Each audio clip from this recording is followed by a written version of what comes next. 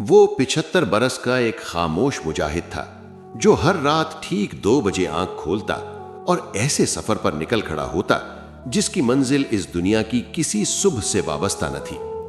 उम्र की गर्द उसके वजूद पर जम चुकी थी, हड्डियां थकन का बोझ उठाई थीं और सांसों में एक तवील जमाने की शिकस्तगी बसी हुई थी। मगर हैरत यह थी कि उम्मत की फिक्र उसके दिल में कभी कमजोर न पड़ी। कदम कभी लड़खड़ाते, कभी ठहर जाते, वो लम्हा भर लुकता, गहरा सांस लेता, मगर दिल फिर उसी दर्द में डूब जाता जो उम्मत के जख्मों से उठता था। वक्त ने उसके शाने झुका दिए थे, बीमारियों ने जिस्म को तोड़ दिया था, मगर दिल था कि आखिरी सांस तक उसी तड़प के साथ धड़कता रहा, जैसे कोई ऐसी मोहब्बत जो सब कुछ छिन जाने के बाद भी दिल से जुदा ना हो।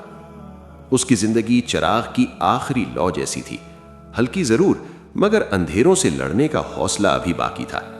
जिस्म थक चुका था, कुव्वत जवाब दे चुकी थी, मगर वो बिखरा नहीं था, इसलिए कि उम्मत के लिए जलने वाला शोला अब भी उसके अंदर रोशन था और वही शोला उसे सांसों की डोर से बांधे हुए था। फिर एक दिन वो शोला अमानत बनकर अपने रब के हुजूर लौट गया। जिस्म मट्टी में सो गया, मगर उम्मत के लिए धड़कने वाला दिल दुआओं की सूरत हमेशा जिंदा रह गया। अल्लाह ताला उसकी मगफिरत फरमाए, दरजात बुलंद करे और हमें भी ऐसी ही सच्ची, बेलोस और दर्द भरी तड़प नसीब फरमाए। आमीन।